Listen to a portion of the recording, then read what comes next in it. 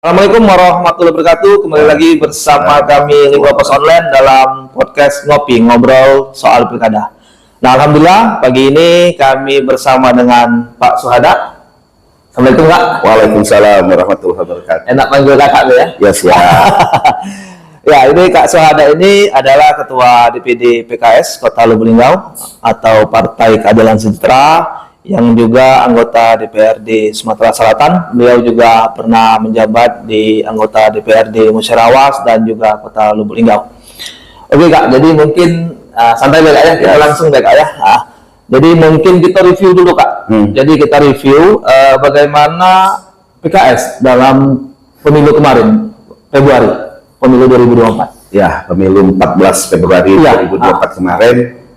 Ya, yang pertama saya melalui kesempatan ini pengen mengucapkan terima kasih jazakumullah khairan kasiron kepada seluruh masyarakat Kota Lubuk Linggau yang telah mempercayakan dan memberikan amanah ya kepada caleg-caleg dari Partai Keadilan Sejahtera Kota Lubuk Linggau, dan alhamdulillah kami bersyukur kepada Allah Subhanahu wa taala PKS mendapatkan 3 kursi ya. Yang sebelumnya memang 4 kursi, Mas Endang, jadi 3 kursi, khususnya di Lubuk Linggau Selatan 1-2, Timur 1-2, Barat 1-2. Nah, yang kemarin di Utara, ya kita mendapatkan kursi ke-9 dari 8 kursi yang ada. Ya, jadi belum bisa ikut dilantik di pemilu 2024 ini, jadi kita 3 kursi. 3 kursi. Ya, jadi terima kasih kepada masyarakat Kota Lubuk Linggau. Oke. Jadi Kak Suhada, kita sekarang sudah masuk tahapan ya. Nah, kalau untuk PKS ini bagaimana ini? Misalnya aturannya bagaimana, kemudian kira-kira bagaimana lah intinya untuk Pilkada 2024 ini dari PKS di Lubuk Linggau, arahnya? Arah apanya itu? Ya, maksudnya sistemnya bagaimana nih? Sistemnya, kemudian mungkin tanggapan kita juga lah terhadap misalnya kan calonnya sudah banyak, termasuk Pak Suhada sendiri ini sudah digembor-gemborkan nih sebagai salah satu calon. Nah, itu mungkin bagaimana ini? Iya, jadi sepertinya memang kita melihat nuansa politik atau nuansa pilkada di 2024 ini, Mas Endang, agak sedikit berbeda dengan pilkada yang sebelum-sebelumnya. Kalau sebelum-sebelumnya PKS itu belum pernah membuka pendaftaran ya. Karena langsung komunikasi saja ke tokoh-tokoh yang kita anggap memang beliau layak dan mampu untuk menjadi pemimpin di Kota Lubuk Linggau. Nah, untuk tahun ini kita melihat banyak sekali tokoh-tokoh muda yang muncul ya, tokoh-tokoh muda, bahkan tokoh tua pun masih ada juga yang juga ikut dalam kontestasi pilkada ke depan ini. Nah, jadi kita membuka penjaringan pendaftaran ya untuk calon wali kota dan calon wakil wali kota Lubuk Linggau, dan alhamdulillah sudah banyak juga yang mendaftar ke PKS, baik calon wali kotanya maupun calon wakil wali kotanya. Dan mekanismenya kita di sini setelah mereka mendaftar, menyerahkan berkas, persyaratan segala macam, dievaluasi dan didalami kembali oleh yang namanya tim optimalisasi musyarakah. Jadi ada tim optimalisasi musyarakah yang menggali lebih dalam terkait tujuan dari kandidat ini, calon kandidat ini untuk maju menjadi pemimpin di Kota Lubuk Linggau, ya visi dan misinya apa yang harus yang mau dilakukan, dan juga kita lihat potensi-potensi yang lainnya ya, karena siapa yang maju ini ya, yang kita dukung ini ya harus menang seperti itu kan. Jadi kita melihat bagaimana jaringannya, bagaimana komitmennya, dan apa-apa saja yang sudah dipersiapkan untuk mencapai kemenangan ini. Apakah persyaratan-persyaratan untuk mencapai kemenangan sudah ada, maka tentunya mereka yang akan kita usung seperti itu. Kalau untuk penentuan bagaimana di PKS ini sistemnya? Apakah harus dari DPP atau cukup dari DPD? Ya, jadi PKS ini beda dengan yang lain. Ya, kalau yang lain itu keputusan akhir ada di tangan DPP ya. Nah, kalau PKS ini tidak. Beberapa pengalaman di pilkada yang lalu, banyak calon-calon ini yang mereka langsung berkomunikasi ke DPP, ya. Ada juga yang langsung berkomunikasi dengan DPW. Sesampainya mereka di sana, mereka ditanya, apakah sudah melakukan pertemuan atau sudah koordinasi, ya, komunikasi dengan pengurus DPD di kabupaten kota? Oh, belum Pak, misalnya begitu. Gitu. Maka mereka akan diarahkan, mohon maaf, dengan sangat berat hati, silakan berkomunikasi dulu dengan pengurus daerah. Oh, daerah dulu ya. Nah, seperti itu. Nah, jadi kita di sini yang berkomunikasi, kita yang mendalami, ya, kita menyerap semua informasi, lalu kita yang memutuskan. Kita yang memutuskan di sini. Siapa yang akan kita dukung, tapi tetap dengan kita berkomunikasi ke provinsi dan ke pusat, ya, dan pusat mengeluarkan SK-nya seperti itu, Mas Endang, ya. Jadi kita di sini yang lebih tahu. Nah, jadi PKS itu DPP sama DPW itu memberikan keluasan kepada kita, ya, karena kita yang lebih tahu, kita yang lebih dekat, kita yang lebih kenal, kita yang lebih paham, dan mereka percaya sepenuhnya kepada kita di DPD, kabupaten kota, seperti itu, Mas Endang. Oke, terima kasih. Kita akan lanjut setelah ini. Masih bersama kami di ngobrol soal pilkada bersama Kak Suhada. Oke Kak, jadi Kak Suhada kan ini sudah banyak nih. Ada spanduknya, ada macam-macam lah. Terus masyarakat juga sudah mulai membicarakan. Mungkin apa yang jadi latar belakang Kak Suhada mau mencalonkan ini wakil atau wali kota seperti itu? Wakil. Mungkin Ya. apa yang melatar belakangi Kak Suhada ini untuk mencalon? Terima kasih Mas Endang. Jadi seperti yang tadi Mas Endang sampaikan bahwa saya sudah 2 kali di DPRD Kota Lubuk Linggau, pernah juga di DPRD Kabupaten Musyarawat, dan saat ini di DPRD Provinsi Sumatera Selatan, ya. Pengalaman selama menjadi anggota DPRD ini sudah cukup banyak, ya.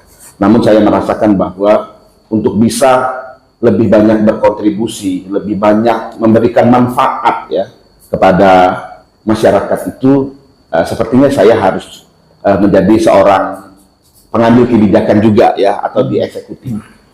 Ya, saya sangat termotivasi dengan ayat suci Al-Quran yang berbunyi Bismillahirrahmanirrahim, khairun nas anfa'uhum linnas. Ya, sebaik-baik manusia itu adalah yang paling banyak memberikan manfaat kepada orang lain. Nah, gitu. Nah, jadi saya pengen memberikan banyak manfaat, ya, kepada masyarakat Kota Lubuk Linggau, ya, khususnya, ya, manfaat melepaskan, meringankan beban hidup mereka. Ya, kita tahu bagaimana sekarang betapa beban hidup masyarakat ini, rakyat ini cukup berat. Ya, banyak kasus bunuh diri, banyak kasus pembunuhan, banyaknya kasus-kasus kriminal itu faktor penyebab utamanya adalah karena stres masalah ekonomi. Nah, gitu. Jadi pemerintah, pemimpin itu harus hadir di tengah-tengah masyarakat menjadi solusi, ya, untuk bisa meringankan, ya, beban hidup masyarakat. Jadi motivasi saya pertama kali seperti itu, ya. Saya ingin menjadi seorang yang bisa meringankan beban hidup masyarakat, menghadirkan kebahagiaan di hati mereka, ya, dengan meringankan beban hidup mereka. Ya, insya Allah dengan jadi eksekutif, menjadi wali kota atau wakil kota, saya punya kesempatan dan kemampuan yang lebih besar, ya, untuk bisa memberikan manfaat yang sebanyak-banyaknya itu kepada masyarakat. Itu saja sebenarnya, sangat sederhana sekali. Jadi seperti itu juga Kak Suhada. Jadi seperti kita ketahui bahwa Kak Suhada juga sudah ngambil kan beberapa formulir, misalnya di beberapa partai selain tentunya di PKS sendiri. PKS, Golkar, dan Nasdem. Ya, dan Nasdem. Nah, ini jadi kan masyarakat berkesimpulan, wah, ini Kak Suhada ini sepertinya bisa pasangan dengan Rodi atau dengan Yopi, nah, seperti itu. Nah, ini mungkin tanggapan Kak Suhada bagaimana ini? Ya, kalau di awal-awal gitu, ya, masyarakat kita tiba-tiba melihat di medsos ada Roda, nah, gitu, ya. Rodi Suhada. Kemudian ada juga Yopi Suhada. Ya, seperti itu. Ya, ini menurut saya sebuah apa, ya, mungkin ini sebagai bentuk daripada kreativitas atau juga harapan anak-anak muda, ya, katakanlah, atau juga kelompok masyarakat yang mungkin yang peduli, ya, dengan pilkada ke depan. Kalau kita lihat sih kebanyakan memang usia 40 tahun ke bawah, gitu, yang mereka banyak bersolidasi dengan media sosial kan seperti itu. Ya, itu keinginan masyarakat. Dan memang saya juga ke beberapa teman-teman ini seperti ke Golkar dengan Pak Rodi Wijaya, kita bersahabat sudah lama gitu ya. Saya dengan Pak Rodi itu pernah 5 tahun di DPRD Kota Lubuk Linggau, ya kemudian tidak di DPRD pun tetap bertemu, ya berkomunikasi, bersilaturahim. Begitu juga dengan Adinda Yopi ya, kita juga kenal sudah cukup lama, tahu kan seperti itu. Dan memang kita merasa nyaman sih selama berkomunikasi dengan mereka ini. Jadi kalau bisa dari salah satu ini yang siap ya menerima saya sebagai wakil, ya saya akan memaksimalkan kesempatan ini dengan sebaik-baiknya seperti itu. Ya tentunya dengan tidak memaksakan kehendak gitu ya. Ya kita menyadari bahwa setiap kita yang ingin berpartisipasi dalam konstelasi politik ini di pilkada ini, konstelasi politik ini, ya tentunya pengen menang. Mereka yang maju-maju ini pengen mendapatkan pasangan yang terbaik. Ya kalau mereka percaya, ya silahkan kita siap. Kalaupun belum, ya mungkin ada pertimbangan yang lain atau ada yang lebih baik lagi yang Allah ya yang siap ke kita. Jadi tidak hanya ke Rodi dan Yopi saja, tapi juga kalau memang ada yang lain yang siap dan kita punya potensi untuk bisa menang, Bismillah. Bismillah. Ya. Terima kasih, kita sambung lagi setelah ini. Masih bersama kami dalam podcast Ngopi, ngobrol soal pilkada bersama Kak Suhada. Dan selanjutnya kita tanyakan Kak Suhada. Nah ini mungkin ini yang paling penting kan Kak Suhada. Jadi kan Kak Suhada sudah memastikan diri nih. Walaupun sampai saat ini kita belum tahu apakah memang nanti diusung apa tidak. Tapi setidaknya bahwa kita ingin maju sebagai wakil wali kota. Nah mungkin visi misi Kak Suhada apa ini? Iya. Jadi ini yang harus dipahami oleh semua calon ya. Baik wali kota maupun wakil wali kota ya. Bahwa visi dan misi semua calon wali kota dan wakil wali kota pada 2024 ini harus mengacu kepada RPJPN, Rencana Pembangunan Jangka Panjang Nasional, yang kemudian ini di breakdown ke RPJPD Provinsi. Nah, dan kabupaten kota harus mengacu kepada RPJPD Provinsi ya. Tahun 2025 sampai 2045 harus connect harus connect ya, dimana kita melihat bahwa kebijakan dari RPJPN itu 80% itu harus diakomodir di daerah. Nah seperti itu ya, jadi kita harus mengacu ke sana karena setiap calon ini harus membuat visi dan misinya ya, membuat rencana strategisnya yang ini mengacu kepada Perda RPJPD Kota Lubuk Linggau nantinya gitu ya, yang RPJPD Kota Lubuk Linggau mengacu kepada provinsi. Nah seperti itu. Nah jadi kalau saya nanti terpilih ya, atau dengan berpasangan dan kemudian terpilih ya, visi dan misi kami tidak jauh-jauh beda dengan provinsi, yaitu maju, terdepan, berkelanjutan. Ya ini tagline yang sudah dibuat oleh RPJPD provinsi. Nah gitu. Maju di sini adalah Lubuk Linggau harus maju secara ekonomi, ya harus maju secara ekonomi.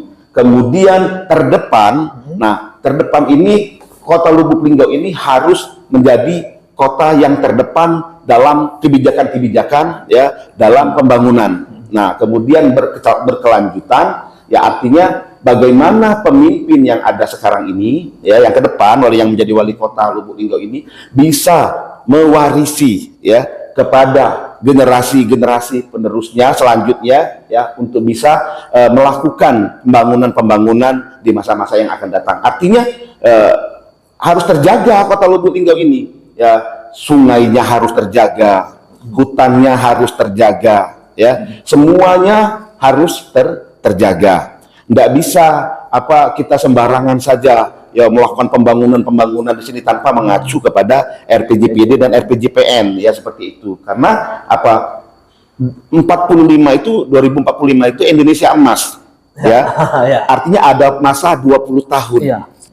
Dan masa 20 tahun ini terjadinya pergantian 4 generasi kan seperti itu. Nah jadi di 5 tahun yang akan datang, 10 tahun yang akan datang, siapapun yang memimpin Kota Lubuk Linggau ini ya harus meninggalkan sesuatu ya kondisi yang baik ya sehingga bisa dilanjutkan pembangunannya oleh generasi-generasi selanjutnya. Nah, kalau saya terpilih ya menjadi pemimpin di Kota Lubuk Linggau ini, ya maka fokus utama saya yang pertama adalah maju secara ekonomi tadi. ya. Karena begini, ya tidak mungkin sebuah kota ya itu bisa melakukan pembangunan dengan baik, dengan lancar, dengan aman ya kalau masalah kesejahteraan rakyatnya itu di bawah standar. Akan banyak sekali terjadi ketimpangan ya, korupsi akan terjadi, kriminalitas juga akan meningkat ya, sehingga kondusivitas Kota Lubuk Linggau bisa tidak terjaga. Nah, jadi ekonomi ini, kebangkitan ekonomi masyarakat Kota Lubuk Linggau ini harus menjadi skala prioritas pertama. Apa yang harus saya lakukan? Ya, yang pertama, ya untuk peningkatan ekonomi ini, ya saya ingin setiap kelurahan di Kota Lubuk Linggau, ya ini menjadi sektor penghasil produk yang bisa mereka jual dan bisa meningkatkan perekonomian masyarakat. Misal, Mas Endang mungkin masih teringat bagaimana ketika bibit karet ya itu sedang bagus-bagusnya ya di kota-kota Lubuk Linggau, khususnya di wilayah Kota Lubuk Linggau bagian selatan ya, Air Temam, Kelurahan Lubuk Kupang, Kelurahan Rahma, Margamulia dan segala macam. Itu masyarakat Air Temam kemudian Rahma itu hidupnya sejahtera ya, nggak ada pencurian seperti sekarang ya, nggak ada orang-orang suami-suaminya bapak-bapak itu pada merantau. Sekarang itu bapak-bapak yang ada di Kelurahan Air Temam itu banyak yang merantau cari kerja di tempat daerah yang lain. Kalau dulu mulai dari anaknya yang kecil, istrinya ya itu setiap hari bekerja dan menghasilkan uang, cukup dengan ngisi polybag, Mas Endang ya, anaknya bekerja 2 orang ngisi polybag, masing-masing dapat 30.000, 60.000. Istrinya bekerja juga dari pagi sampai sore, dapat bisa itu menghasilkan 75.000. Mereka anak dan istrinya saja bekerja ngurus isi polybag saja bisa menghasilkan ratusan ribu, belum lagi suaminya. Sejahtera, setiap rumah itu punya motor semua, masalah makan, beras, kebutuhan hidup rumah tangga sehari-hari nggak ada masalah. Nah, ini harus kita ciptakan juga di kelurahan-kelurahan yang lain ya. Kelurahan ini produknya pertanian ya, kelurahannya di dekat-dekatnya mendekati wilayah perkotaan yang tidak ada lahan, mungkin mereka ini UMKM-nya yang harus kita tingkatkan. Masyarakat itu pemerintah harus hadir. Produk unggulan ya. Iya, produk unggulan. Jangan kita biarkan masyarakat ini bekerja ya, memenuhi kebutuhan sehari-harinya dengan kreativitas mereka sendiri tanpa hadirnya pemerintah gitu. Jadi pemerintah harus hadir, melihat potensi-potensi yang ada ya di setiap kelurahan. Jadi ada sektor-sektor. Kelurahan Air Temam menghasilkan misalnya karet. Kelurahan Rama misalnya menghasilkan jukung, kati binjai, penghasil durian. Ya, durian alam ini harus dimaksimalkan. Misalnya di wilayah timur, yang wilayah perkotaan, ya dari industri Rahma penghasil pisang segala macam. Nah ini industri hidup ini juga kita harus ciptakan sehingga di setiap kelurahan itu ya mereka menghasilkan produk, Mas Endang. Ada produk unggulan mereka gitu. Masyarakat bekerja. UMKM, home industri itu tercipta. Nah ini yang harus kita lakukan. Jangan sampai itu tadi masyarakat ini cari duit, dengan sepacak-pacak mereka dewek baik. Nah, ya, pemerintah tidak mau tahu.